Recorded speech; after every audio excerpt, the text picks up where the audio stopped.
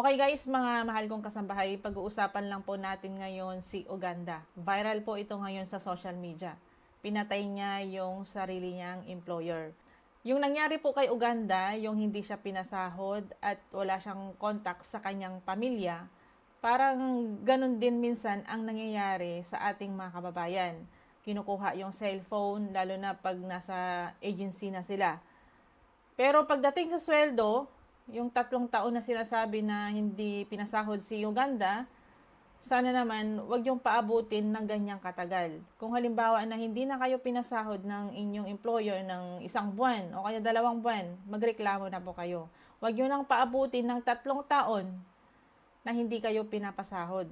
At saka nandyan po ang ating ahensya ng gobyerno, embassy, polo, DMW, OWA para tulungan po kayo. Huwag niyong hayaan na hindi kayo pasahurin ng ganong katagal. At saka hanggat maaari, mga mahal naming mga kasambahay, pigil-pigilan niyo ang inyong mga galit ha. Huwag kayong kikitil ng buhay. Alam naman natin na bawal sa kanila yan, haram. Kung buhay ang kinuha, buhay din ang kabayaran. Isipin ninyo na may mga pamilya kayong naghihintay sa Pilipinas.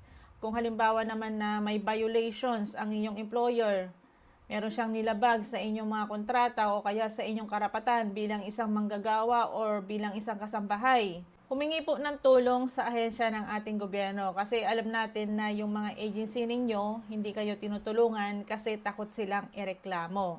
Minsan sinasabi ng agency nyo na huwag kayong hingi ng tulong, huwag kayong magrereklamo, hintayin mo ang update namin. Sa Lunes o Martes, tatawagan namin ang employer mo para ibalik ka sa agency.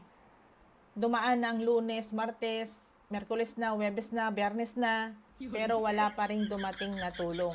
Kaya ang ating mga mahal na kasambahay, kung saan-saan humingi ng tulong. Meron na naman nag-viral ngayon. Sinaktan siya ng kanyang employer.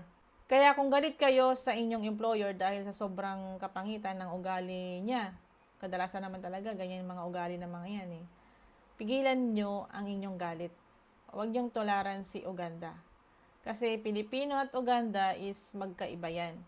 Pero marami akong nakakausap na mga kasambahay, ang Uganda is mababait daw. Mabait naman talaga sila. Siguro, itong si Uganda is napuno na. Siyempre, ikaw ba naman 3 taon na hindi papasahurin, kailangan din naman ng pera sa kanyang pamilya, napuno na ano na siguro yung galit niya. Kaya naisipan lang niya na patayin ang kanyang employer. Pero minsan naman talaga nakakasagad yung mga ugali ng mga yan Pero pigil-pigilan ninyo yung galit ninyo. Pigilan ninyo na mag-isip ng hindi maganda para sa inyong pamilya. Isipin ninyo na may naghihintay na pamilya sa inyo. Mas importante pa rin po ang pamilya kaysa sa mga bagay na pinaghirapan natin. Kasi ang pinaghirapan natin, pwede pa rin natin yung kitain kung halimbawa na pinagkaloob sa inyo ng Diyos na makabalik ulit kayo sa abroad. Kaya kung galit po kayo sa inyong mga employer dahil sa kapangitan ng ugali nila, kontrolin po ang sarili.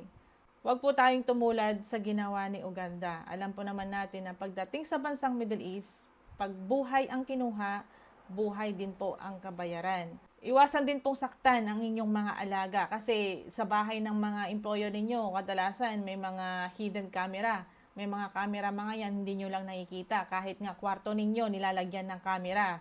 Kung nilagyan ng camera yung kwarto ninyo, kumuha kayo ng tape na itim, takpan ninyo. Kasi anong privacy ninyo?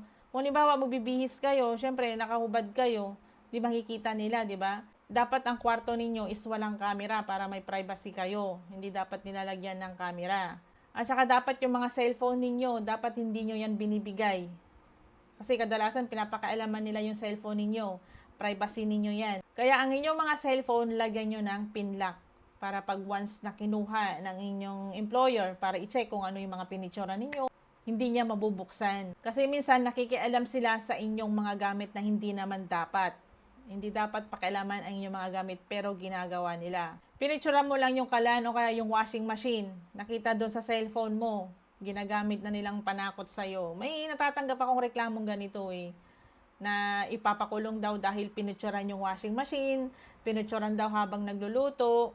Hanggat hindi nyo naman napipicturan yung employer ninyo o kaya yung mga alaga ninyo, tapos hindi nyo naman ito in-upload sa social media, wala pong problema yon. Minsan kasi, Pag kinuha yung cellphone ninyo, tapos hinalungkat ni employer at may nakita na picture lang sa washing machine, picture habang nagluluto, sinasabi na ipapakulong kayo or ganito, wala namang kaso yun. Parang pananakot lang. Tinatakot lang kayo. Pero guys, konting ingat lamang kasi dyan sa bansang Middle East, mainit po dyan ang social media.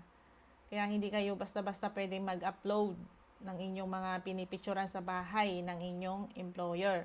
Lalo na po yung mga kasambahay na nagti-TikTok o kaya nagre-reels. Depende kasi yan sa mga employer kung mabait or hindi. Kung halimbawa na masama ang ugali ng inyong employer, mapababae man or mapalalaki, wag mo nang pangarapin mag-reels. Wag mo nang pangarapin mag-TikTok.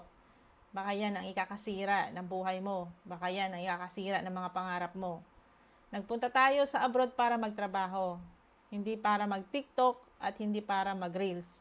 Naiintindihan namin minsan ang reels at saka TikTok, ginagawa ninyo yan para maaliw kayo, malibang kayo, matanggal yung homesick ninyo. Pero minsan kasi may mga employer na hindi maganda ang ugali. Doon kayo mag-ingat. Walang masamang mag-TikTok, walang masamang mag-reels. Ang masama kung ang employer nyo ay demonyo. Hahanapan at hahanapan kayo ng butas para yun ang panakot, panlaban sa inyo. So, konting ingat tamang mga mahal namin mga kasambahay, yung nangyari po kay Uganda. Sana ito ay nagbigay ng aral sa atin. Hanggat maaari, ang galit natin sa ating mga employer, kahit gaano pa yan kasama, kontrolin natin ang ating mga sarili para sa ating pamilya. Kung galit ang iyong employer, dakdak ng dakdak, pasok dito, labas doon. Ang ugali kasi ng ibang mga employer, palasigaw, palautos, yung parang hindi kontento sa ginagawa mong trabaho. Yung nakikita niya nakaupo ka o nagpapahinga ka, parang ayaw niya nakikitang nagpapahinga kayo. Hindi naman kayo robot, di ba? So, dapat yun ang ipaliwanag ng mga agency na, pagdating mo sa employer mo, hindi ka pwedeng magpahinga, baka gagawin kang robot doll. So, dapat ganyan ang pinapaliwanag ng mga agency sa inyo, na pagdating nyo sa employer, hindi kayo pwedeng magpahinga. Kasi ganoon naman ang ginagawa ng mga employer ninyo, di ba? Ayaw nila kayong nakikita nagpapahinga. Kaya konting ingat lamang mga mahal namin mga kasambahay. Hanggang sa muli po, ito po ang inyong lingkod, Joancy Fernandez po.